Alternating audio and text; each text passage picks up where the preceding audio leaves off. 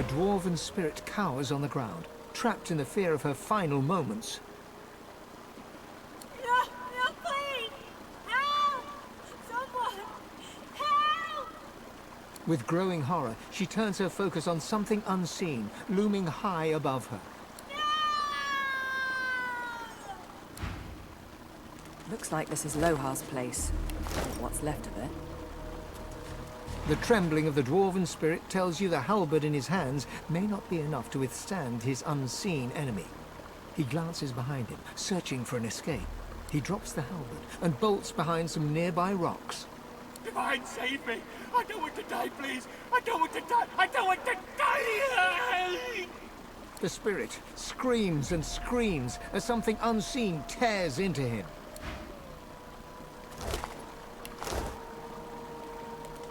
There's a void woken on the bridge ahead. But where's it going? A frantic dwarf knocks an arrow to a phantom bow. He lets it fly at some towering, invisible horror, visible only in his mind's eye. He reaches for another arrow. Keep firing, damn you! He has to have a weak spot. He has to! The ghostly dwarf ignores you, but the word Mordus forms soundlessly upon his lips. He drops his bow and yanks his sword from its sheath. Come on, you filth! Let's see what your insides look like! There's nothing there.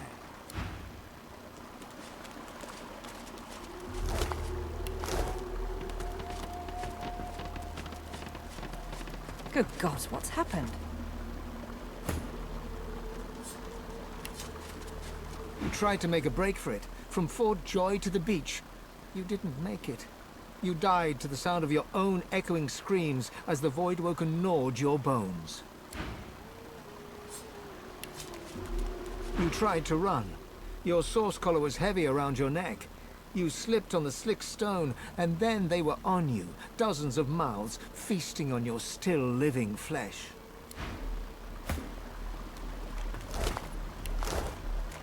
The dwarf rocks on her haunches, gnawing at her own bloody knuckles. Her wet, fearful eyes flick to you. She lowers her fist just enough to hiss a warning. Away! Away! Too noisy! It'll come back! It'll take me too! She shrinks into the fetal position. It'll come back! It'll come back! It'll come back! It'll come back! And we'll all be eaten alive! Get away from me! You're already dead! You're eaten alive! Eaten alive! Get away from me! She clamps her hands over her ears and shuts her eyes. She rocks back and forth, deaf to your words.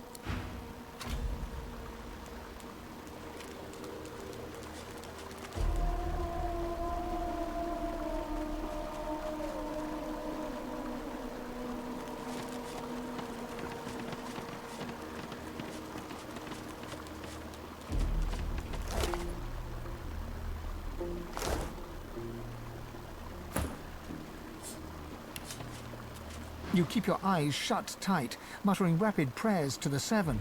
All around you is a cacophony of wails, whimpers and cries for help. You try to shut them out and pray with even more desperate fervor. A loud, inhuman roar suddenly cuts through the cacophony. You cover your ears with your hands and pray on.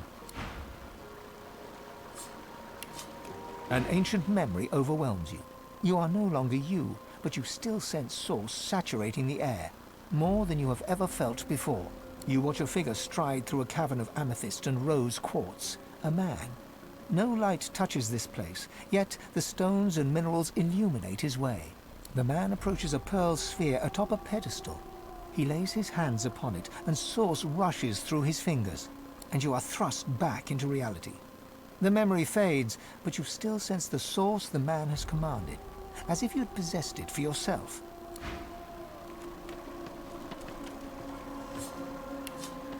You turn away from the sunset, only to see that Stanley has dropped to one knee. He holds out a ring to you with a sheepish grin. Your hands fly up to cover your mouth, but too late to prevent a happy gasp of surprise from escaping. You didn't think he had it in him.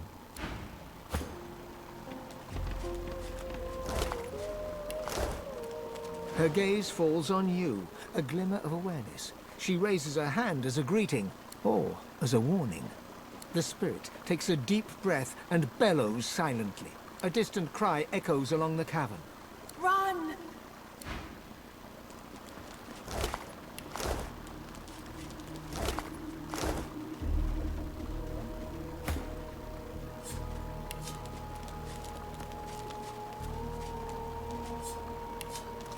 lose yourself in an ancient vision. As the man you saw before touches the pearl orb, you begin to feel yourself be. Various shades of grey swirl across the globe's surface, then part. You are free, joined by 7 others, summoned by sacrificial source. The 8 of you rush forth as shadows, past the globe, past the man whose body now lies limp on the floor, past the jeweled walls. The vision ends just as you emerge from the cavern. This memory, it feels ancient, a lost place in a lost time.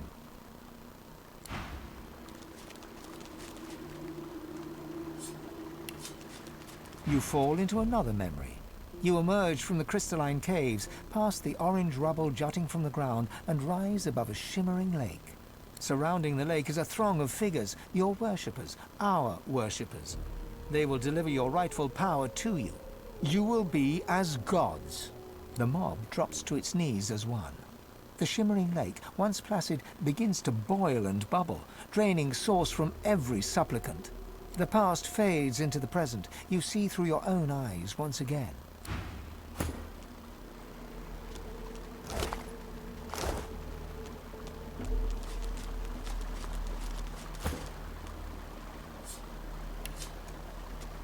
You sought escape, but something stalked you. You fled, it followed. You came across a pile of bones. In that moment, you knew that this would be your fate.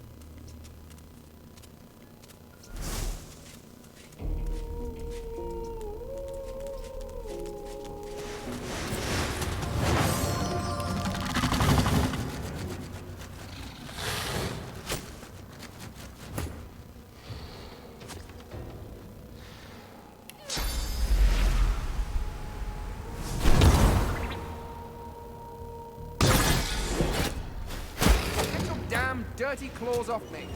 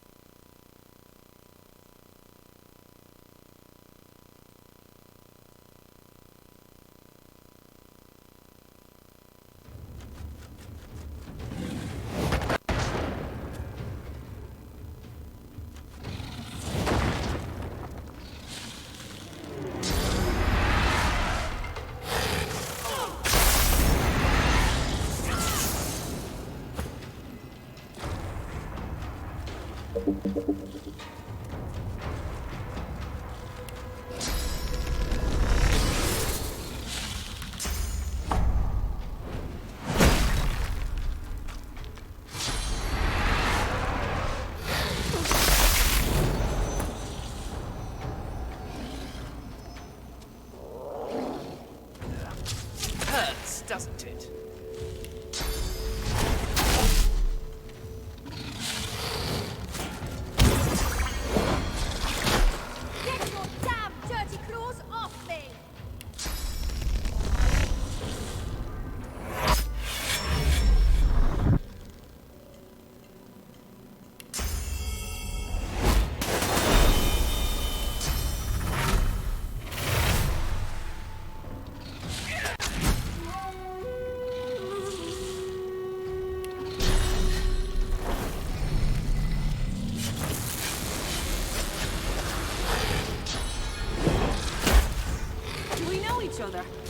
like we've dated.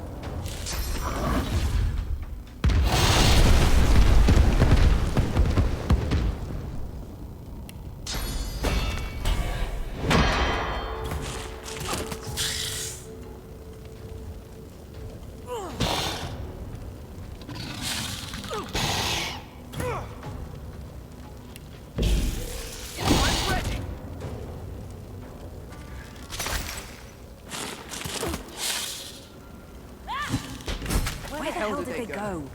Well, we won't find them by gabbing here.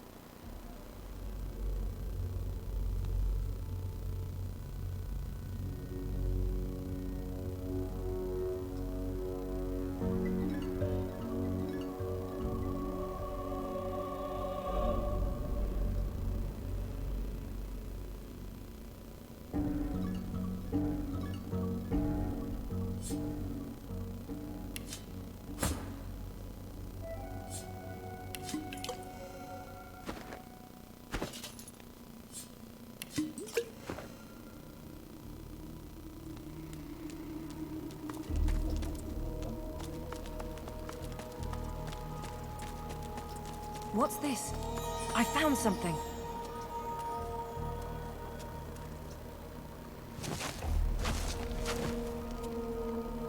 Voidwoken tunnel. It may lead us to safety. A sorcerer. Still wearing the collar, too. Is this where the flying Voidwoken took those poor souls from the beach?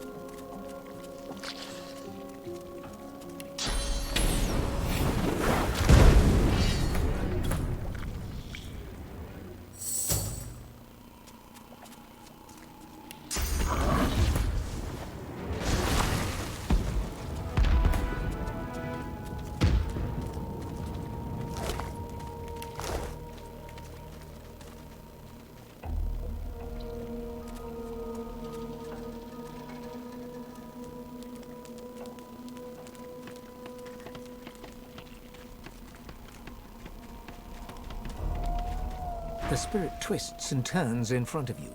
It looks lost. It looks scared. It looks desperate. As your hand passes through the ghost, you feel its fear flow into you. You feel its confusion. You feel hands on the hard stone, ripped skin where the monster grabbed you. You're surrounded by darkness. You start to slowly creep forward. Your hand touches the floor. It's slick with something. There's liquid on the ground. It's wet. It's warm. Oh gods, you pray it's not blood. You summon your magic, and a tiny light flickers. You're kneeling in a clear pool of liquid. It isn't blood. You look up into dozens of eyes glittering in the dark. A long drip of saliva falls from the shadows. It isn't blood. You're flung from the vision, screaming ringing in your ears. Back in your own body, you double over, trying not to retch.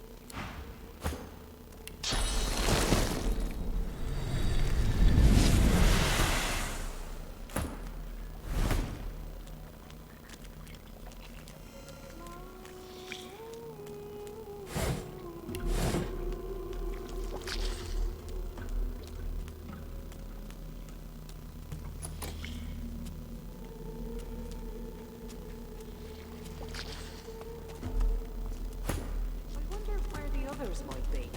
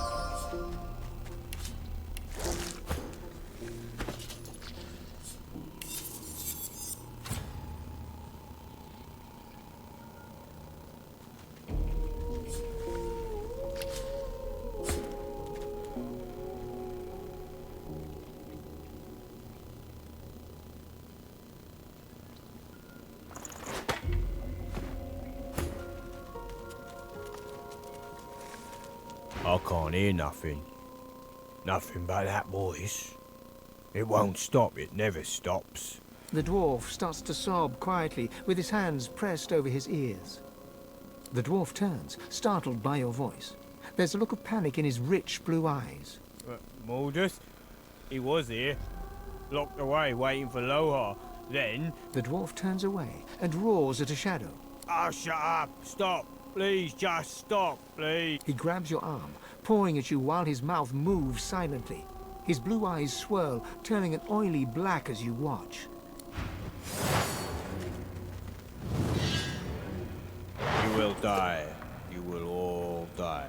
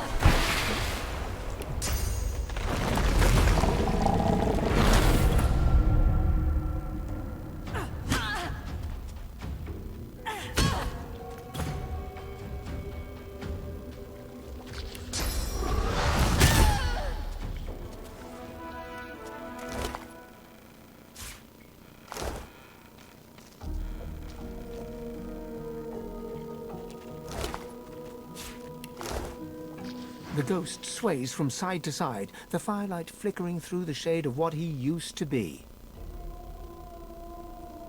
The spirit reaches out to you. As you touch its hand, you see flashes of its past. You see a dwarf trying to sneak into a room filled with barrels, barrels covered in the marks of death. There is a distant shout, and he bolts, scrabbling for freedom. He's chased to an office, to a vault.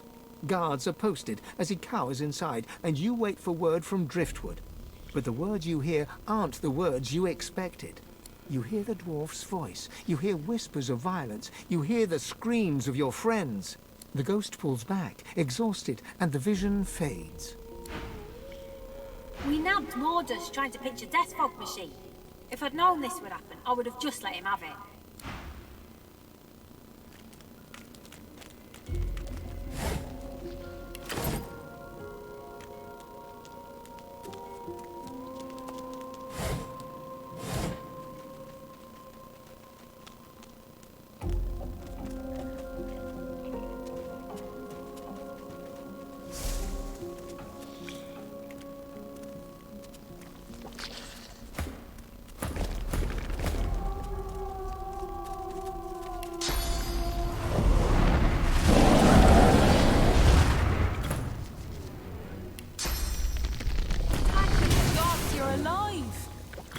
Let's find the others. Yes, and let's hope they haven't become a snack in the meantime. We're just one short. An exquisite idea. I swear, my good sense must be rubbing off on me.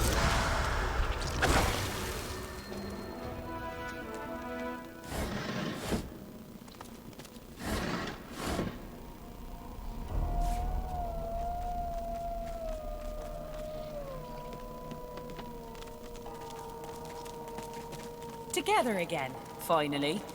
Those bugs were smarter than I thought. It looked like they were working together, like they were coordinated.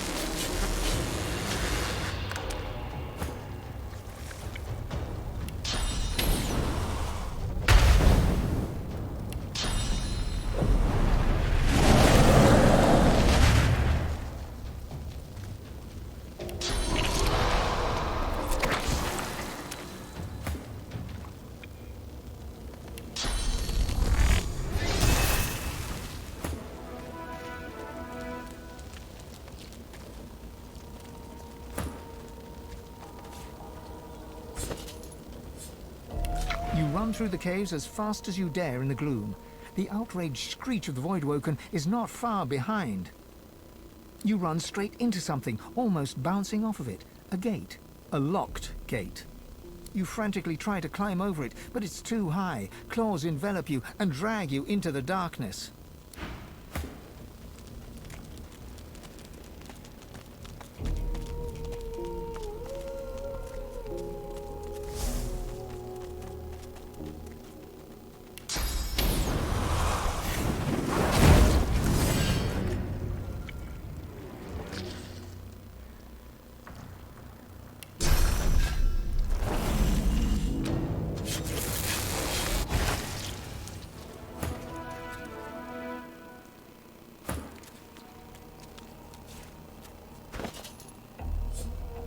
You shut your eyes and try to block out the sensation of giant mandibles nuzzling your flesh.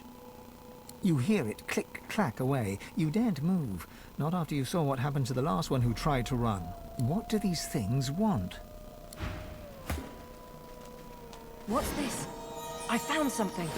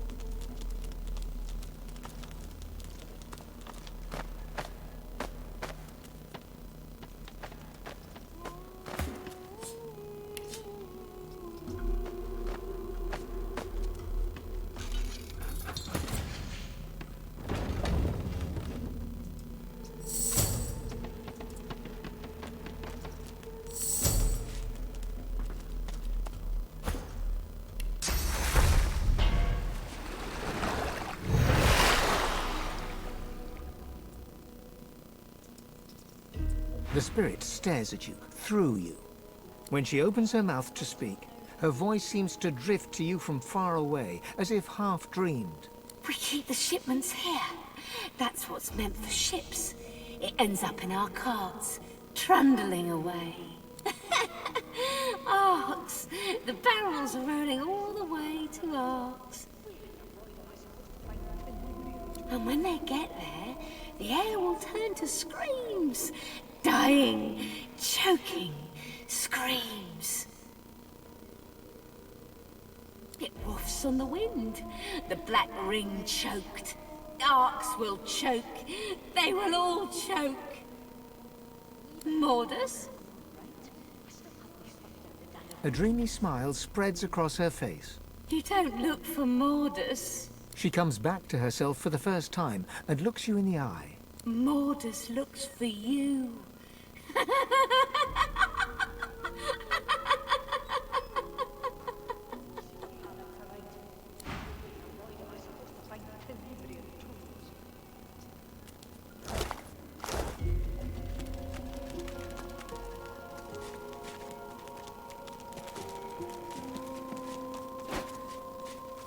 The payload of the Peacemaker is here. I can feel its power.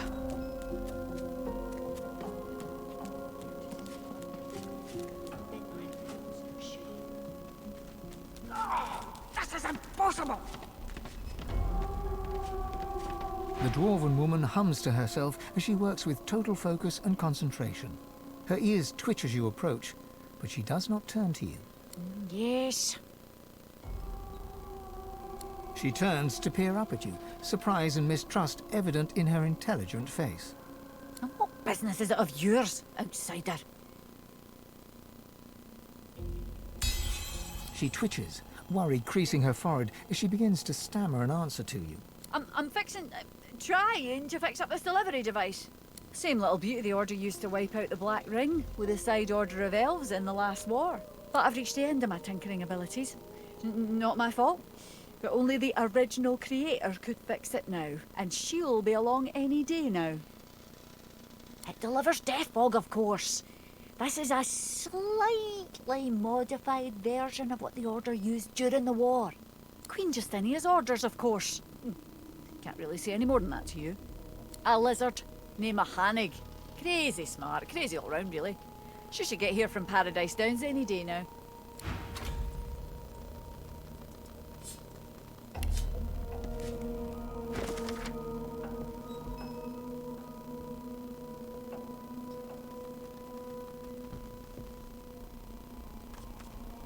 Jeez, I'm pretty sure the results were different yesterday, but I've changed nothing.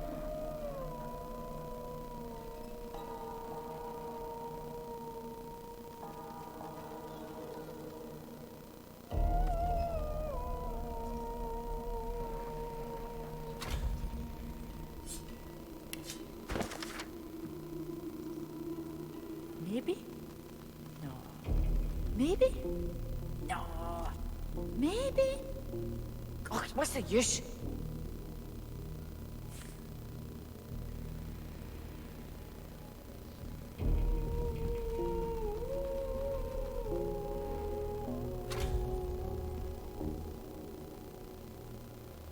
Perhaps if I modify the essential substrate with the... Oh, never mind, that won't work.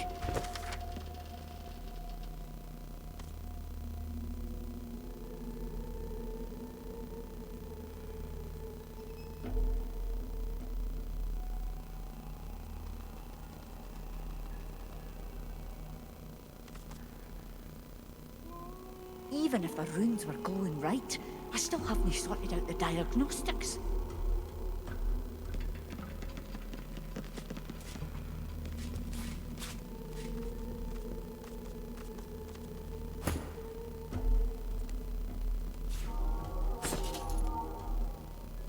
Jeez, I'm pretty sure the results were different yesterday, but I've changed nothing.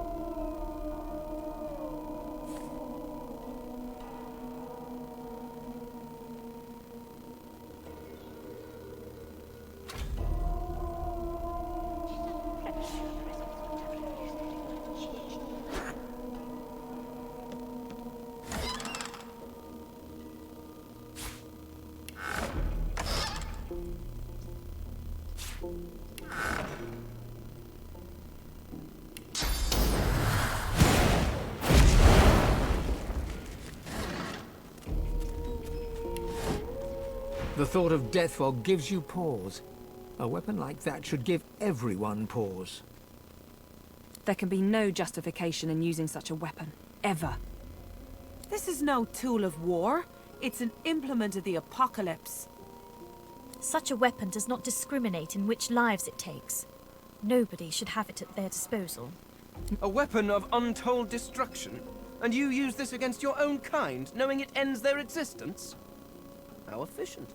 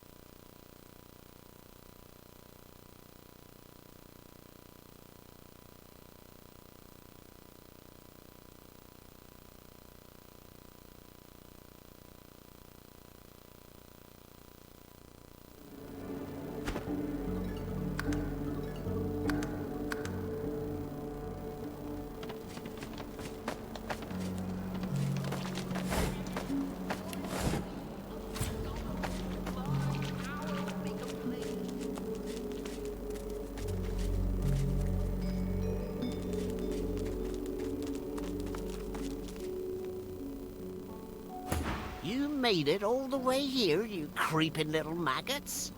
Have you wriggled up to bow to me? Has Lohar sent you to beg forgiveness for his sins?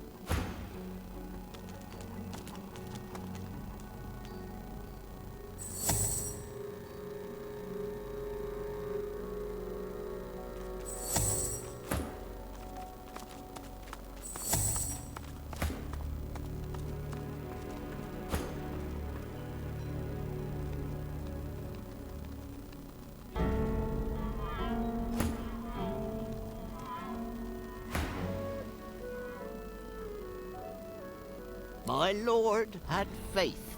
He came to me when Lohar failed the queen. And as a reward for my service, he has granted me his favor. He has granted me Mord Akaim. Armies? Merely sheep with swords, minds that beg to be controlled.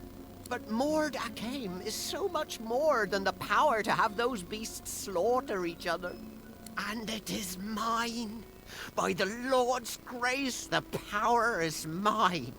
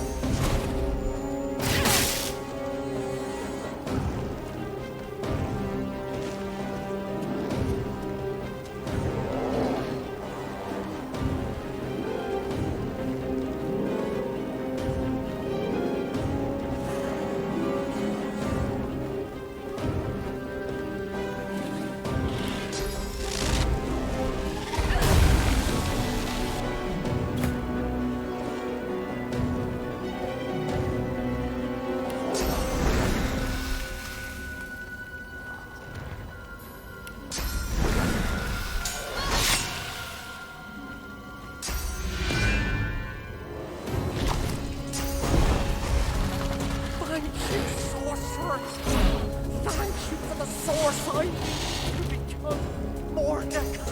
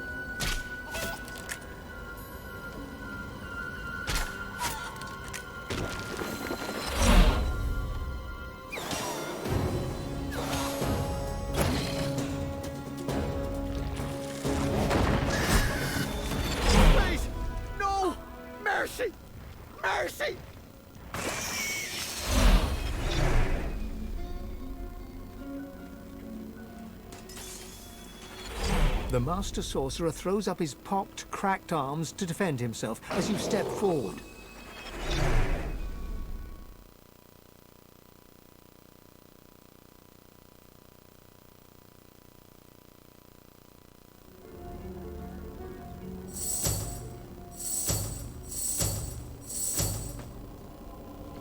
The undead dwarf looks quickly over its shoulder, his gaze darting from shadow to shadow. Of course, anything, just name it. What? Source? The skeleton slowly lowers his arms, staring at you in disbelief. Of course. You're God-woken. You seek power. Ultimate power. And I worried we could not find common ground. Yes, God-woken, I can teach you. If you swear you won't banish me to the afterlife. The death of the flesh is one of the smallest deaths. I have not passed on to the Hall of Echoes, nor do I ever intend to. Please, God-woken, let me walk away, and I swear I will show you all I know. Praise be. Very well, God-woken. Listen carefully. Source and void, day and night, love and hate. One is meaningless without the other. To grow your source, to achieve your potential, you must embrace the void. The grinning skeleton reaches into the folds of his robes and pulls out a small black mass. It's covered in veins and oozing pus. Here, God-woken. Take a bite. The thick pus explodes into your mouth, coating the back of your throat. You can feel it running down your throat like rancid custard. You start to retch, your body struggling to reject this intruder. But your teeth clamp down hard on the fibrous, gritty flesh as you force yourself to chew and swallow. Deep within you, you feel something change. Your soul opens up, and you feel it swell as new channels for source start to flow through you. You swallow all you can, and despite the meat in your stomach, you feel a new space inside you, a potential waiting to be filled. There, I held up my end of the bargain. I did as you asked. And now I'm getting as far from this cave as my bones will take me. As he turns away, the skeleton hesitates. He turns back to you, thrusting a golden amulet into your hand. Take this, and buy passage on a boat that will take you far, far away, God-woken. His eye is on you, and I don't want to be anywhere near you when he blinks. With a last suspicious look, Mordus hunches over and hurries away. I've never felt so alive. You feel newfound powers of the Source course wildly through your body. Deep inside your soul, your god calls for you. It would be wise to meet with your god again by performing the Meister's ritual, here or in Siva's vault.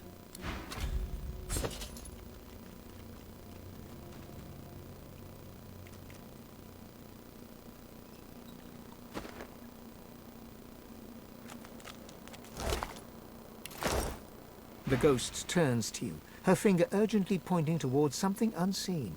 Silent lips move, issuing an urgent, unheard plea. Your hands merge together, your world twisting. Looking down, you see you're holding a barrel marked with a fatal warning. Death fog. A cart contains many barrels more, recovered from a wrecked ship. The room is filled with voices, cracking jokes and swearing oaths as you go about unloading the cart. But somewhere, in the hum of voices, one cuts through the rest. Stop, it hisses. Do your duty. You lift up the death fog, and, fighting against every step, you walk back to the cart. You pass a dwarf, struggling against the voice and winning. But you crack his skull with a barrel in your hands. One by one, the barrels are loaded again, and the cart departs. As it trundles out of the cave, the voice returns, "Come, come to me." And you feel your feet carrying you into the cavern's darkness.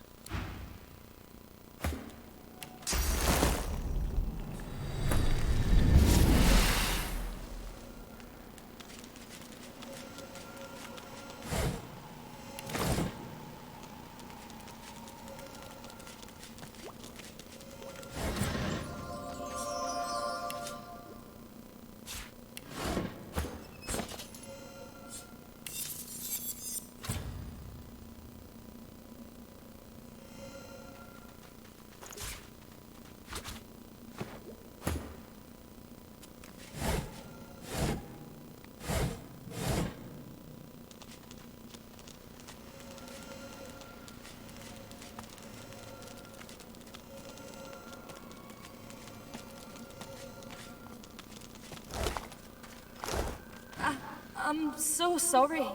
I didn't want to hurt you. I didn't want to hurt anyone. But he made me. That voice, he made me. I let him out of the vault. I killed anyone that got in the way. And then I sat here as he gibbered about needing to complete his bloody Mordecai. Damned if I know. Some ancient ritual, he said. It gave him the power to twist our minds, to turn us into his puppets. And when he was strong enough, it turned him into... that. He thought it was a reward. Kept saying how blessed he was. What madness.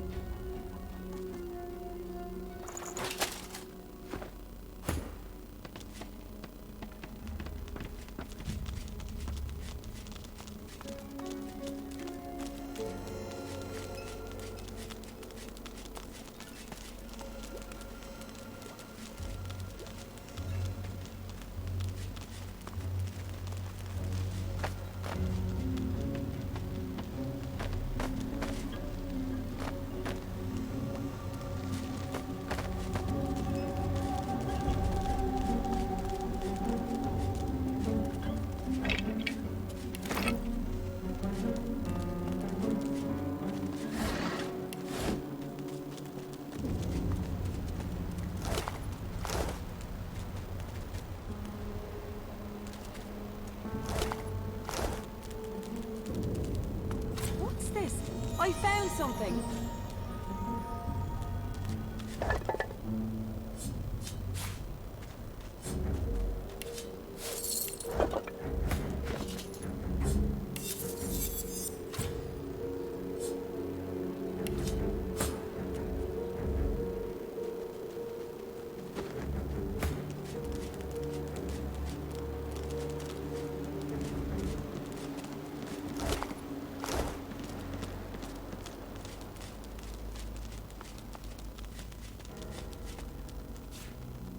A letter with a dwarf seal?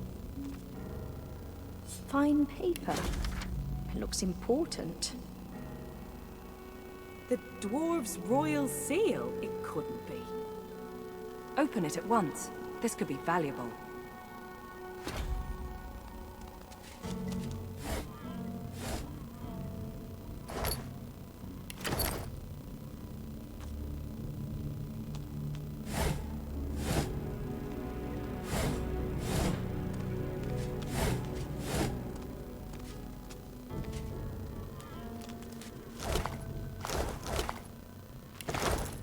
Even dead, I don't get no peace. You need something. What's it look like? Either they were a void-woken attack, or this is the most unfortunate dinner party you ever did see. Now shove off. I've got an afterlife to enjoy, and your jabbering ain't making it easy. Walk on, heartbeat. I've got nothing to say to you. The dwarf pulls a dagger with shocking dexterity and reflexively swings at your gut. Thankfully, the ephemeral blade passes right through you. With a rancid look, the dwarf pockets the knife. As he does so, you spot the royal seal of the Dwarven Queen on the handle. Through gritted teeth, the dwarf growls. We're done here. Don't worry about it, says Lohar. Quietest work around, says Lohar. Well, I don't see him here, cold as the stone he's lying on.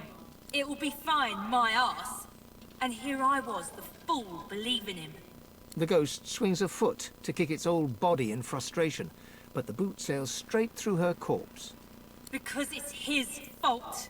If not for him, I'd still be sitting there, wine in hand, happy as Larry. But no, he knew best. He wanted the death fog destroyed. That's why we were to make sure it got into the right hands. Our hands! I even stood guard of Mordus when he was doing nothing but the Queen's bidding. No wonder we came to this. This is what I deserve for following the orders of a leader with the spine of a sponge. Thank Duna Her Majesty has more steel in her belly than that coward. You're a little tool to be asking questions like that. Her Majesty is trying to do what's best for the dwarf people. And there's not a thing more you need to know.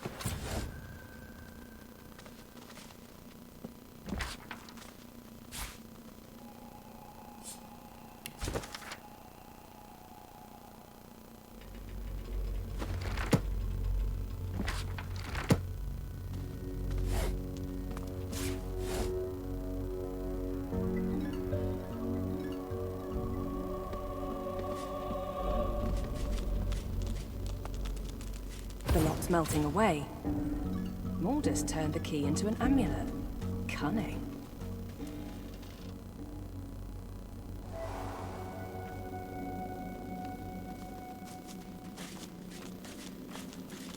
And I thought this cave couldn't get any more grim. I do not want to know what that smell is. Death, most likely. Watch your step.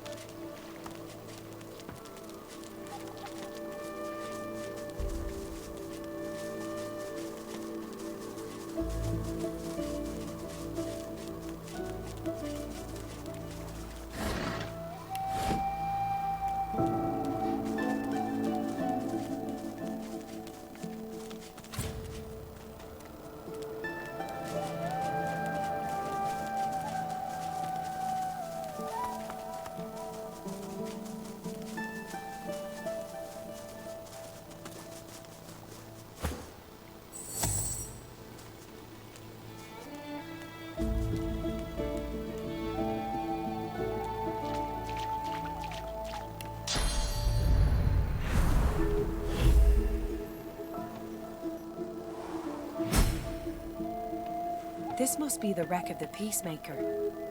The spirit hovers before you. It looks into your eyes and reaches out a hand of smoke and gossamer, silently begging you to take it. You feel the boards creak under your boots. The smell of salt and pitch fills your nose. You check the knots securing your cargo, hands moving over rough rope in the darkness. There's a shout from above decks, and then the world turns upside down. You're pitched violently sideways as the planks around you rip apart and black water floods in. You kick and thrash, desperately trying to reach the door to the deck above, but the current hurls you back, dashing you against boxes and broken planks. As your vision fades to black, you see the walls shudder as the Peacemaker snaps in two. You awake to the flicker of torchlight and the sound of voices. Here, crack this and open. With locks like these, there'll be something good inside. You hear the snap of a latch being broken and a long, low whistle. Get word to Lohar. The Reds are shipping death fog. Send your fastest runner. Go! There's quick movement behind you, and a booted foot kicks your staff out of reach. You look up into the eyes of a sneering dwarf. Well now, ain't you an unfortunate little flounder? She growls before clamping her hand across your mouth and nose. Sorry, hun, no witnesses allowed. You kick and struggle weakly, desperately trying to catch a breath, but the dwarf's grip is iron. As your vision starts to swim, you see other dwarves moving in the torchlight, hauling your cargo off the ship. You give one last kick and then... darkness. Stepping back from the spirit, the feeling of her panic starts to slowly fade from your mind.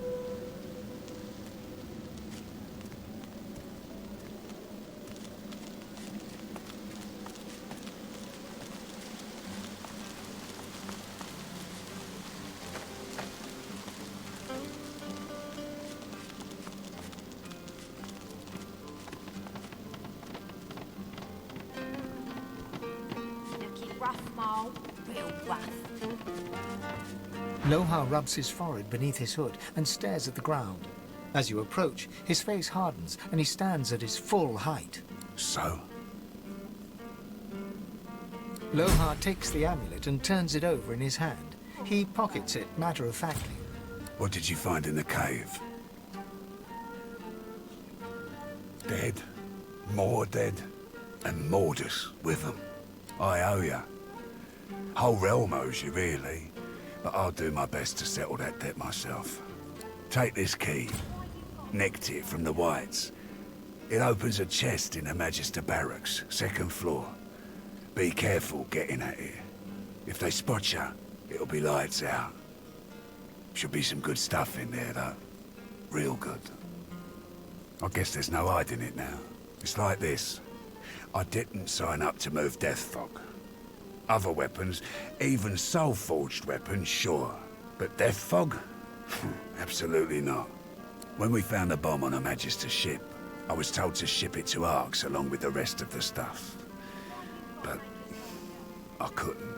I didn't want my people to have it any more than theirs. Nothing good can come of death fog. Nothing. Morders disagreed, obviously. But thanks to you, he's dead. I'll go destroy the death fog bomb myself. Make sure no one can get their hands on it. Ever. What do you mean? Do you mean... My gods, were we too late? You need to get to Arx as quickly as possible. That's where she's planning to use it. What have we done? I don't deserve your kindness. I should have told you before. I just... No, I've got no excuse. I'm gonna do what I can to stop the Queen. I suggest you try the same. Get to Arx. End this before Justinia does. There'll be a wedding in full swing by the time you arrive. A girl named Isla and some do-nothing type. Her father's well placed, though. If anyone knows where to find the Queen, it's him. Mikhail Ross is his name. Tell him I sent ya. Arx, wedding, Mikhail Ross. Got that? Off with you then. Time ain't on our side.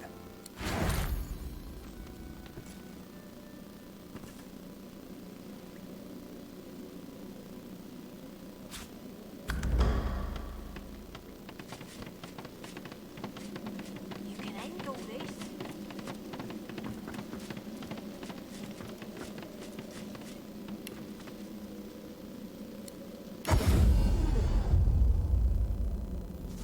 Thank the Divine you're here to protect us. Yes, of course. Bellwether, we need those reports, Captain.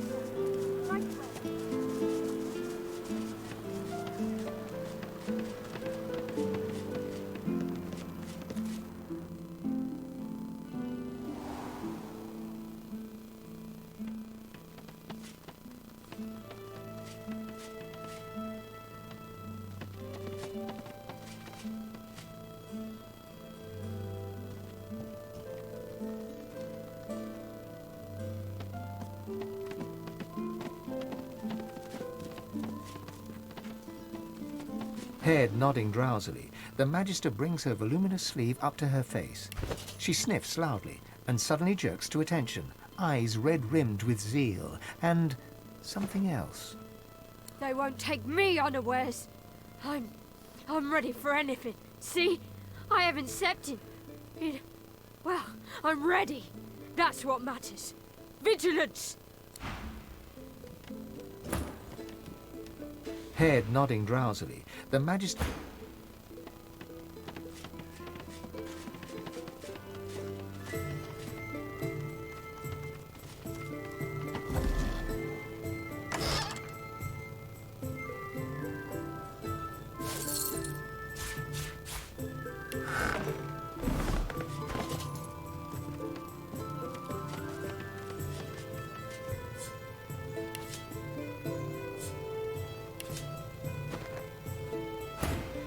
They won't take me on.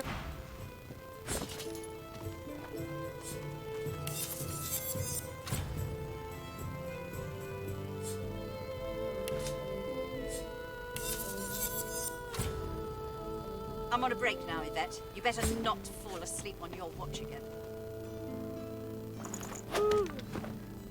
Calm down, Brianna. Carver's got his dossier on the sorcerer. Nelson, my inkwell is Course. dry. Fetch me some Right more. away.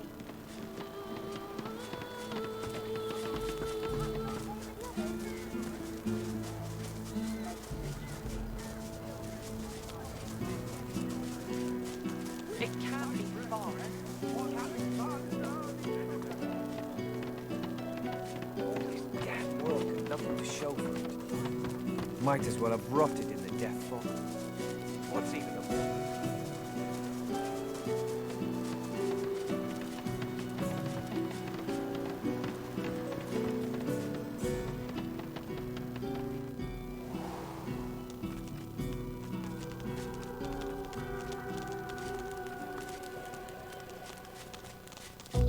I've spotted something. Perfect fit.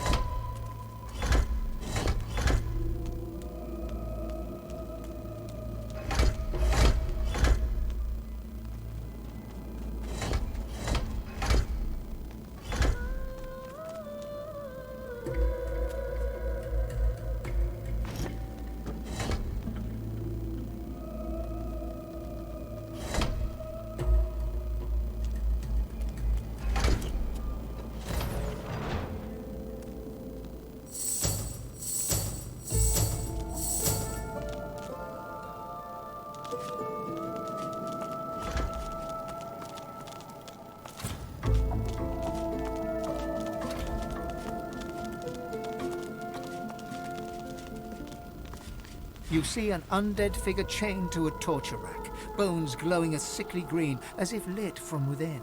It raises its head to look at you before lowering it again, exhausted from the effort. Please, release me. The skeleton ekes out a crackling moan. The panel. Seven bless you. Mordus, the priest. Not what he claims to be. Without me, he is nothing. A worm, a grub. He doesn't draw upon his own strength, his own source. With this contraption, he draws upon mine. Free me. Release me from Mordus' torture. The fiend is gone then. Oh, glory to the stars! My soul, no longer his to imprison. The panel, please. Not dead, yet not alive. It goes silent, save a slight wheeze with every rise and fall of its bony chest. The creature shudders, trying to break free of its restraints, then lowers its head in exhaustion. Oh, let the torture end!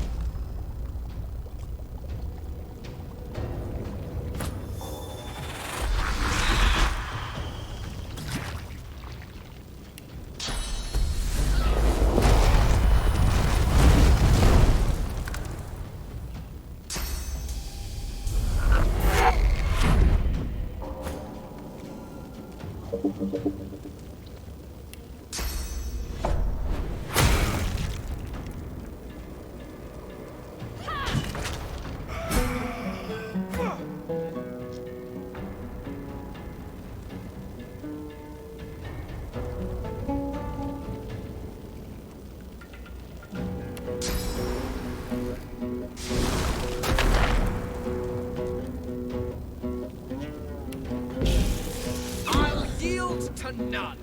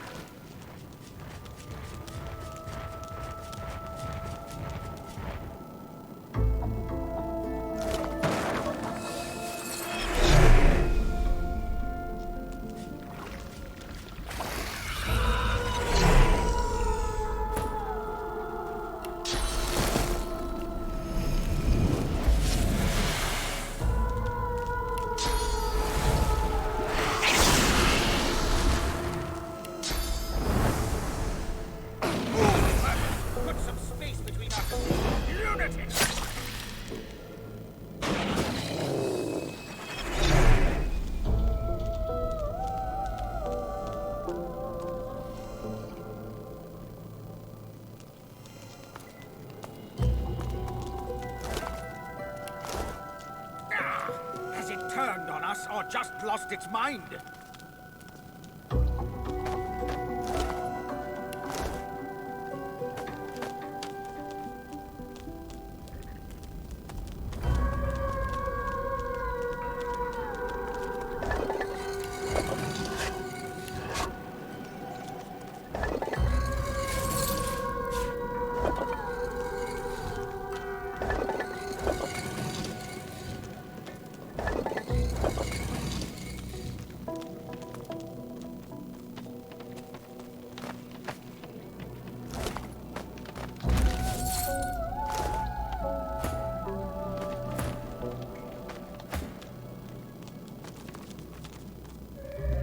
Free me!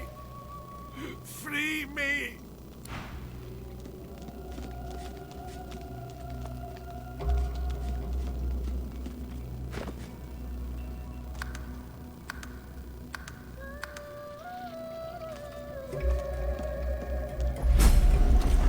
Freedom! About time, too! I can't tell you how long Mordus has been draining me. I'm absolutely famished for sauce and sinew. The creature harumphs. You free the master of the magical arts. For that, I'll leave you alive and untasted. For demolishing Mordus's minions, I'll give you a skill book of your choice. Choose your subject.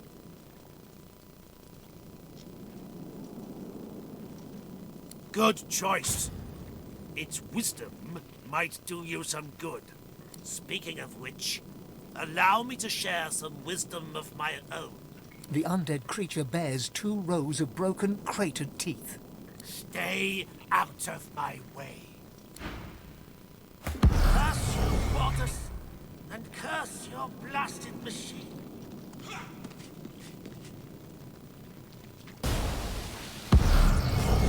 The creature begged for release, but can it be trusted? A source-hungry undead set free from his bonds. What could go wrong? Should have left well enough alone. Now I've got to put a stop to what I've started. Good gods, that was fun. Let's find that thing and do it again. Perhaps it would be wise to follow it. People can do terrible things when freed, even accidentally.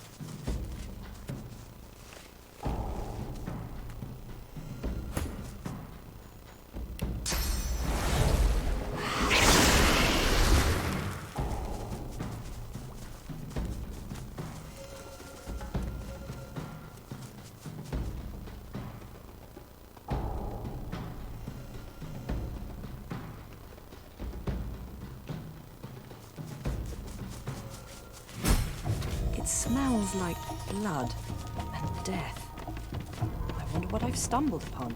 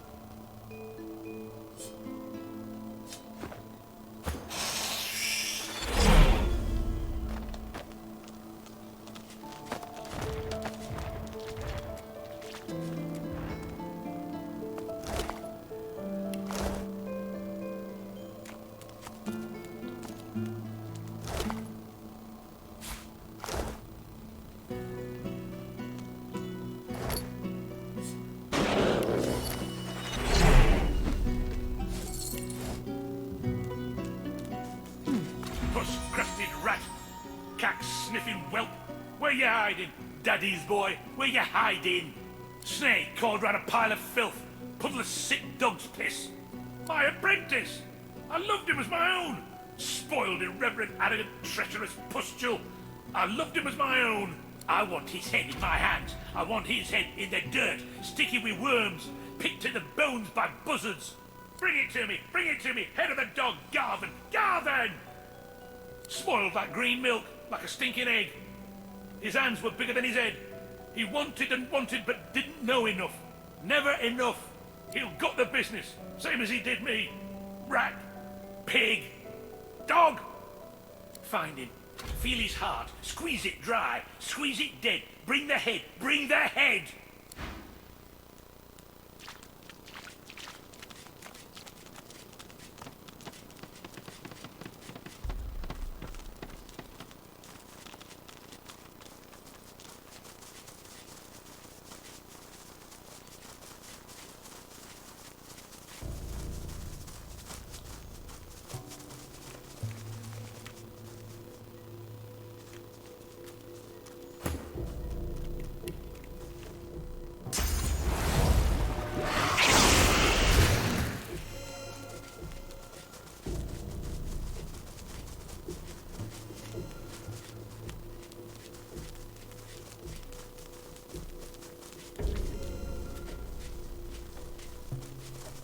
The creature devours the corpses as a vulture devours carrion, stopping only as you approach.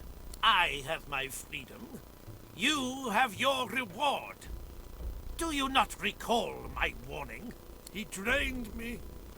Let me feed. Oh, I cannot control the hunger. The world won't mourn a few meat bags for long. I must be free of Mordus. He might cloak himself in skin, but his innards still rot. Rip away his hide, and he's a mere grub. Yet he's also a conduit to the void. A mouse with the power of a mountain. My source was his lifeblood. Now, my hunger must be sated. My soul will be mine again. Well, look at you, all noble. I can't promise that your sacrifice will fill my belly. But if it sates me, I won't seek more. It reaches out with its brittle fingers, and you hesitantly offer your hand. In an instant that feels like an eon, your source flows into the famished creature. Oh, refreshed and refilled. Oh, you won't need to worry about your precious innocence anymore. Join me at my reliquary. I will take my soul. You will take what remains.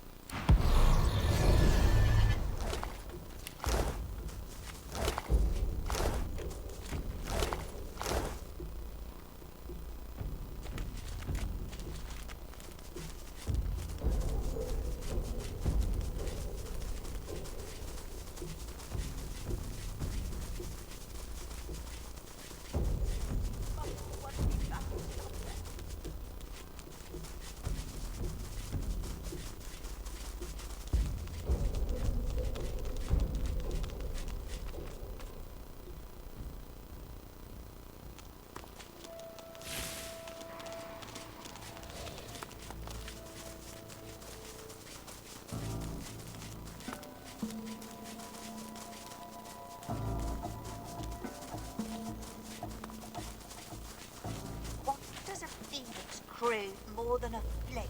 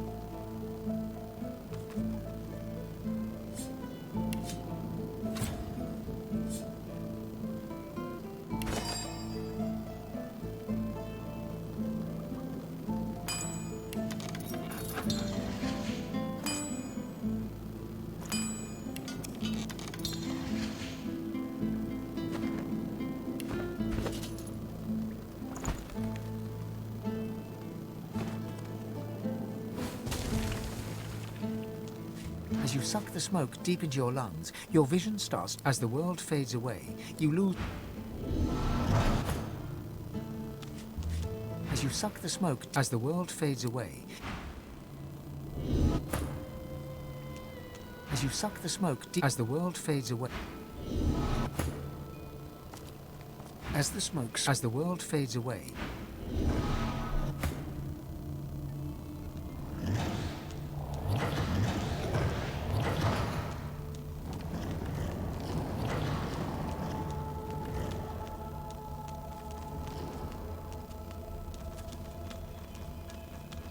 As you approach, Zor Stissa greets you with outstretched arms, though her face is marred by a pained grimace.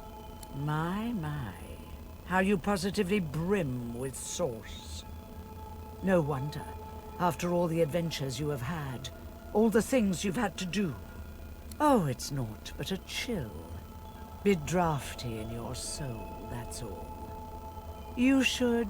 A sudden shudder jolts through her body so violently that she drops to her knees, stunned into silence. Sauce washes over her, a wave over a single flame, but unlike last time, it seems to have precious little effect. An ancient curse escapes from her lips, spoken so forcefully that for a brief moment all light recedes into the webs of darkness. So did I, but the void creeps and crawls into everything. I told you before, it is stronger than ever. But so are you. I can sense the expanse of source inside you. You are ready to learn the spell I've yearned to teach you. The spell you will need when we reach the Well of Ascension. I have given you eyes that see the source. Now I will give you the teeth to take it. Zor Stissa smiles, and you notice for the first time 2 vampire-like fangs glistening beneath her upper lip. A gulf of magic envelops you, and you feel a sudden insatiable hunger for source. Go on.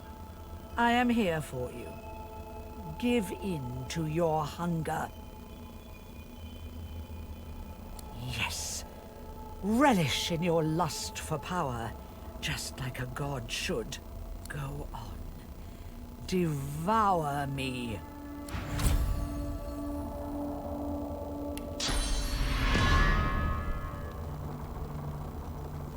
Though your spell tore through her like a spear through flesh, Zor Stissa looks grimly happy, if haggard. You speak the spell with brash ferocity, like I knew you would, my champion. Oh, do you still not see? Even though you are a god-woken, destined to be a god. Let me tell you the one truth about what it means to be a god. It is to be the lion in a world of lambs. It is about power, and power is not given. It is taken. With your all-seeing eyes and your all-consuming teeth. You can see the souls of the dead. And now you can feed from them to your hungry heart's content. So, feed, for you will starve until you finally feast upon the Well of Ascension. By all means, fast if you must, but sheer hunger will soon trump your all-too-delicate feelings. Your soul must grow bigger still, your inner self become a vaster expanse, so that it may house divinity. There are more masters of the source, more aspects of the source to learn. The hunt continues. Just you hurry.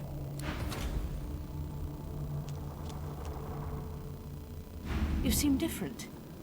Tell me, what have you learned? Or has the smoke simply addled your mind beyond repair?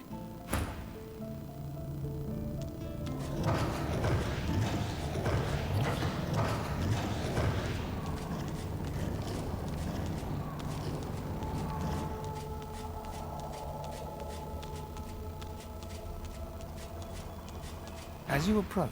My. Oh, it's not. A sudden shudder jolts through her body. She whispers, there really is no need for your assistance. But from the weight of her arms around you, you can tell she'd have trouble getting back up by herself. An ancient curse escapes from her lips, spoken so forcefully... I have told you before, the voice... I can sense the... I have given... Zor Stissa... I am here for you. Give in to... Do not heed me or any other. Only your own lust for power, just like a god should. Go on.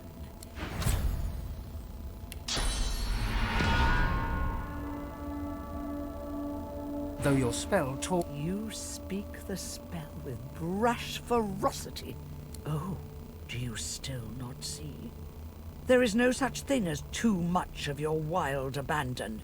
Let me tell you the one truth. It is about power. You can see, so feed. For you will, by all means, your soul... There are more marks. Just you hurry.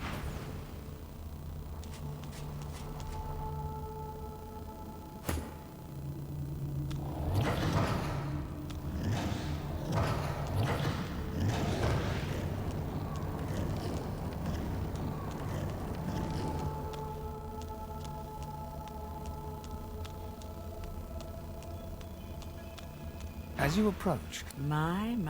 Oh, it's not. A sudden shudder. She whispers, an ancient curse escapes from her. I have told you. I consent. I have... Zor Stissisco.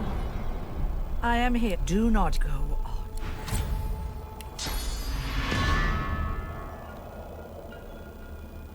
Though your spell... You speak the... Oh.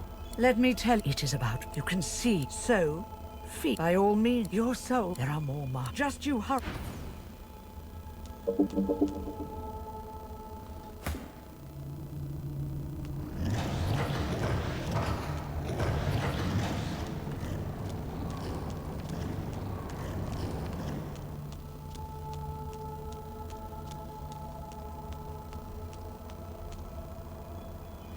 As you approach, Amadia greets you with outstretched arms, though her face is marred by a pained grimace. My child, my sweet, you positively brim with sauce. No wonder, after all the adventures you have had, all the things you have had to do. Oh, my sweet, it is naught but a chill. Your soul has a draft, it seems. Perhaps you should... A sudden shudder jolts through her body so violently that she drops to her knees, stunned into silence. An ancient curse escapes from her lips, spoken so forcefully that for a brief moment all light recedes into the webs of darkness. So did I, my child, but the void slithers into everything.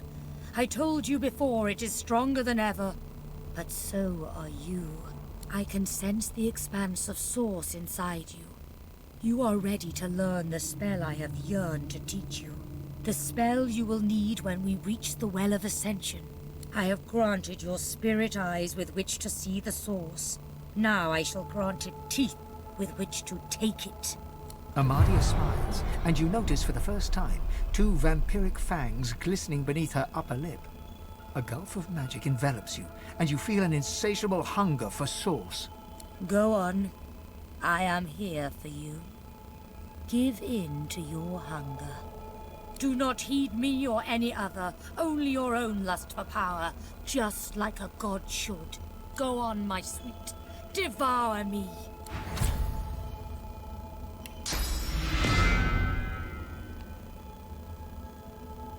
Though your spell tore through her like a... You speak the spell with brash ferocity, as I knew you would, my child. Do you still not see? There is no such thing as too much abandon. Let me tell you the one truth about what it means to be a god. It is to be the lion in a world of lambs.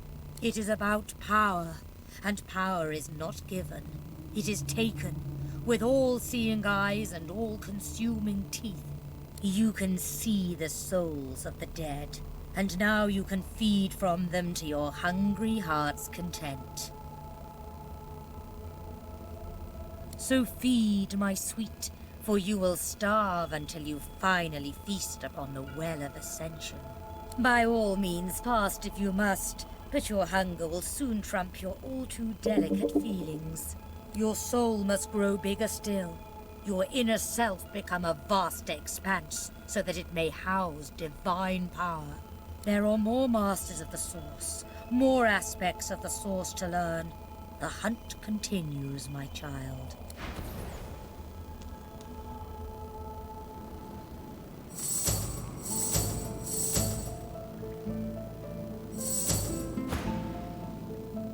Vampirism? As if killing a creature weren't enough, you should utterly destroy its soul too. A dark skill, but certainly useful. The Meister slumps back in her chair, closing her eyes. Her breathing is shallow and ragged. Very well then. But as you lack the glowing eyes of the divine, or the purpose of one soon to be divine, I trust you need more source. You need another master of source, naturally. I just pray the list you stole from the Magisters was long enough.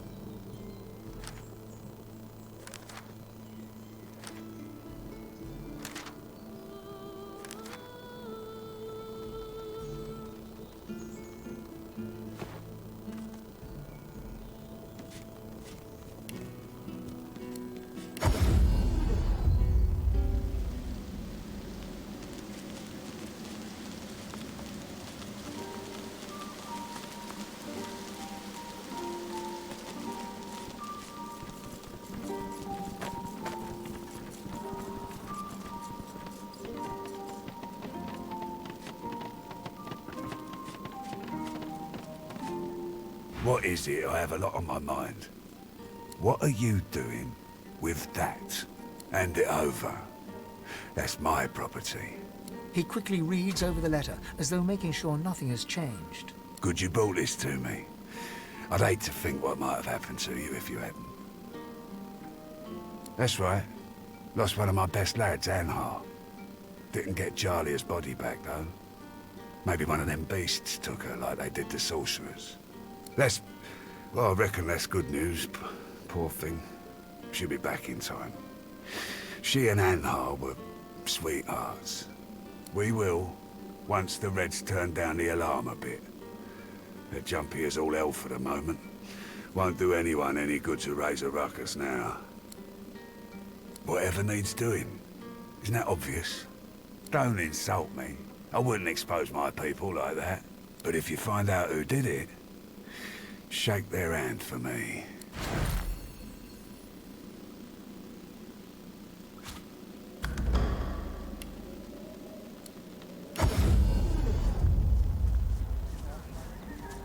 Keeping it together, Bree. Buying or selling? You're safe among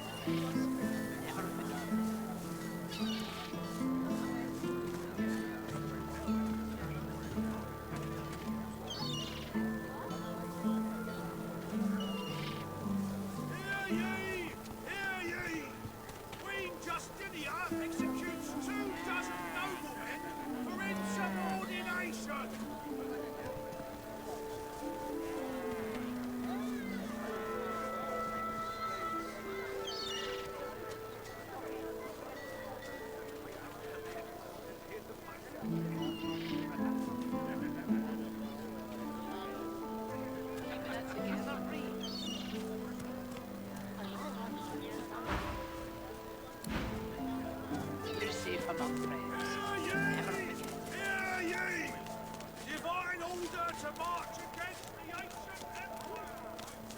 It doesn't make sense. I'm missing something.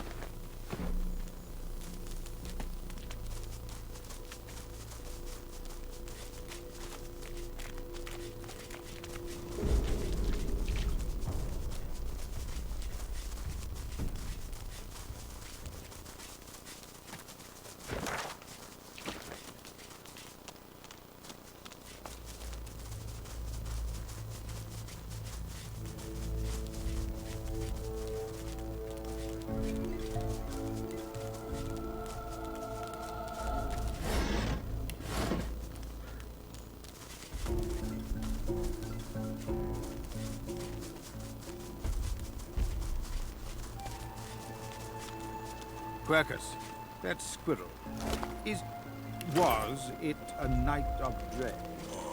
Oh, hello there. A fine day it is. And the finest day for a wee saunter through the trees it is too. Not even any voidwoken left to spoil it. Oh, just the best. Just the bee's knees, really. I've made more money today than in the last month combined. Thanks to a group of magisters who were in such a hurry they didn't have time to haggle. Some sorcerer who fled by earlier, and she paid a handsome toll too. Glory, what a marvellous day.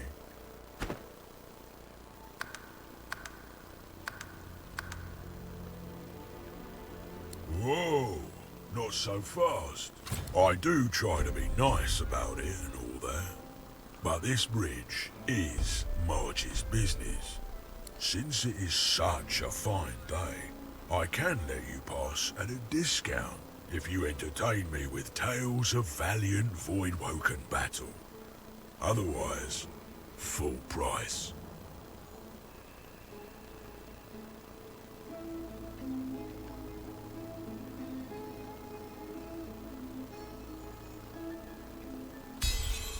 Wide-eyed, Marge nods in appreciation at your tale. Now that is a story. For that, you can pass for a pittance. Over you go, and be sure to appreciate the bewitching views as you cross my magnificent bridge. Go on, and appreciate the fine tinkle of water beneath, the fine lichens, the hand-placed rocks.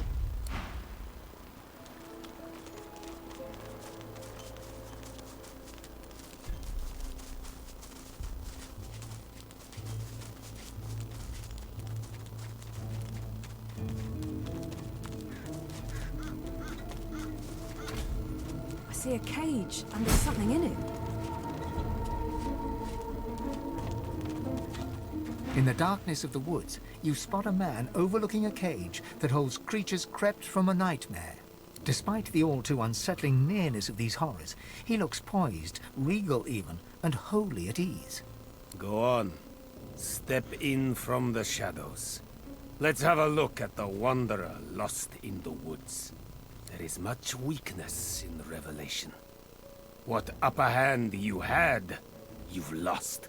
He eyes you with a sudden intensity, makes you feel like a weight upon a scale, balanced against an unknown measure. I stand corrected. It is in the revelation that you show your upper hand. He sighs, contentedly it seems, darts his eyes to the demons, then back to you. The roads are rather dusty today, aren't they, Godwoken? May I offer you anything to drink? No. Not for wine, nor for water, but for sauce. He pours a glass of wine from a bottle in his greatcoat and drinks it down in one voracious gulp. To your very good health, I'm sure. Now then, please allow me to introduce myself. I am Jehan. Above all, I am a demon hunter. Underneath it all, I am what those with a flair for hyperbole call a master of the source. Of course you are. That is what Godwoken do. The answer to your next question, by the by, is yes, I will teach you if you do something for me first. Quid pro quo, I'm afraid. A tad vulgar of me, that much I admit. But needs must when the demon drives. It will come as no surprise, I suppose, that it is a demon that drives me to seek your benevolence. I've been hunting him for a long time, and now I've managed to track him down to the island over yonder. He points towards the northeast. You see nothing in that direction but grey water and a thick mist in which ghoulish shapes seem to form and fade. I know it's there. My caged guests have confirmed as much. But to my great frustration, I cannot reach my goal. Death fog surrounds the island, and through death fog even I cannot pass. That is where you come in. Of course, you are but a mortal, for now. But you are Godwoken as well. Surely you have a few tricks up your sleeve. Consider it a test. Kill the demon, and I will be your teacher. Then let me shake your hand and describe your target. The demon's guise, or vessel, one can't be quite certain, is that of a lizard known only as the Advocate. Like all of his ilk, he is kind, he is charming. He will offer you what you desire most at seemingly no cost at all. There is no such thing as no cost at all. My advice is to strike before he even has a chance to speak. But should you choose to disregard me, should you allow him to parley, all you have to do is say no. Above all else, remember that. Death fog obscures any approach and hangs thick over the collapsed bridge that led to the isle from the Driftwood Road. There is more than the mist alone there, though.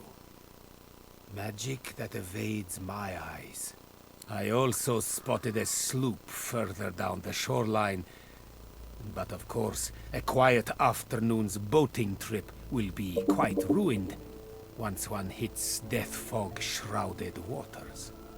It is a place of irony, if you will. Once the site of an academy dedicated to the art of demon hunting, now the remnant of a dream sliced open into nightmare. Rumor has it an exorcism went wrong there long ago, and for a short time a great demon stood unopposed. Had it not been for Dr. Dever, the entirety of Reaper's Coast could have looked like Blood Moon Island looks today. He contained the demon and its blood spawn to the doomed shores of the Isle, surrounded it with death fog, and never looked back. I met him once, during a soiree in Arx. Quite the eccentric is Dr. Deva. But then again... He looks you up and down. Aren't we all? He smiles, like one would at a child, asking about the birds and the bees. I know because I've known others like you. Those whose fates are chained, for better or for worse, to that of the gods themselves. I have battled the foe of foes, and conquered it. For a while. I have sat in perfumed gardens with the source herself, drank life from her very lips. I have seen well over 2,000 springs, and will continue to do so until time itself closes its weary eyes. Trust me, I know what you are, and what you can be. May you wander in wisdom.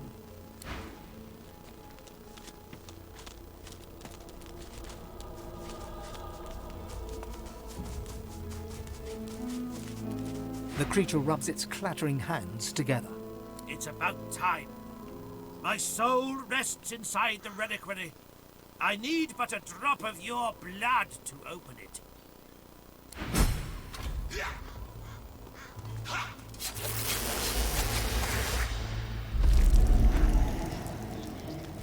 I am me. I am the whole. I am Zash!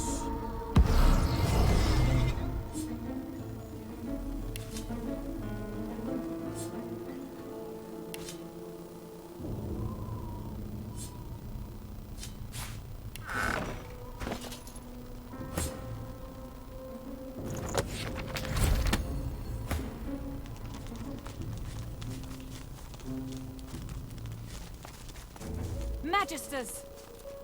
Your powers of observation astonish me. Best you leave the building, stranger. We have sorcerer trouble. We're trying to talk her down without a fight. It's not going well. God's damn sorcerers. A sorceress, as it happens. A master of portals. And a lizard, too. And there's naught wrong with that. Our snake-scaled sorcerer seems unable to escape. But we can't get close enough to bring her down.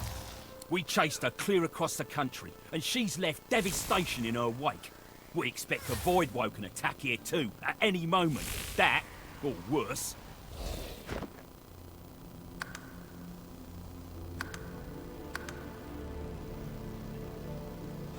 Normally we'd take her down and ship her off to the Necklace Farm. But she doesn't seem the type to go quiet. And the White Magisters aren't too happy with her. If we don't kill her, they probably will. It's do or die. Try to stay clear as you leave. She'll lash out at anyone who gets too close.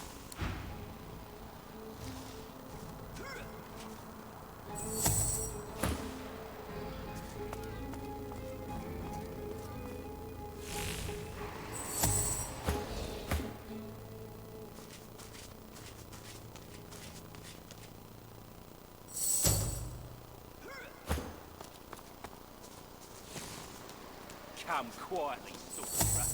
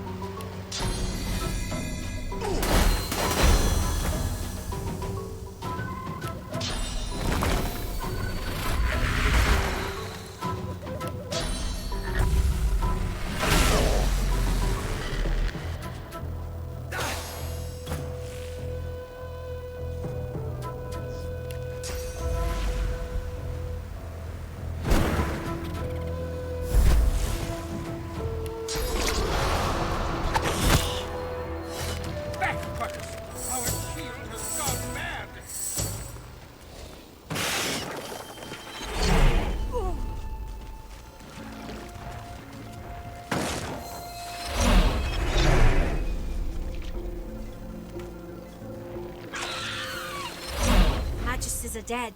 You have my thanks. You know your trade. A sense of urgency from deep within you quickens your heart and hardens your gut. Your god wants you to know that this sorcerer can help you on your mission. She can help you to become more powerful. She offers you a grateful smile.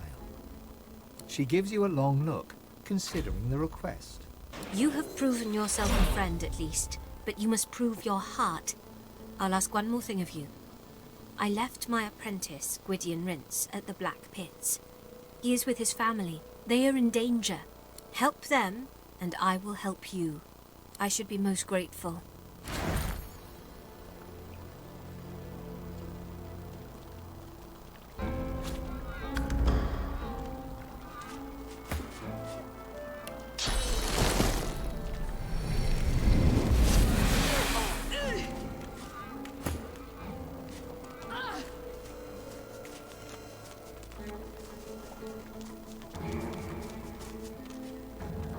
Hate washes over you from the spirit. Hatred for all the world. Sorcerers, soldiers, leaders, and Lucian himself.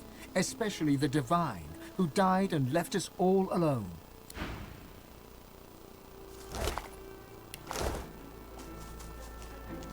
The Magister's spirit has the 1,000-yard stare of the death shot.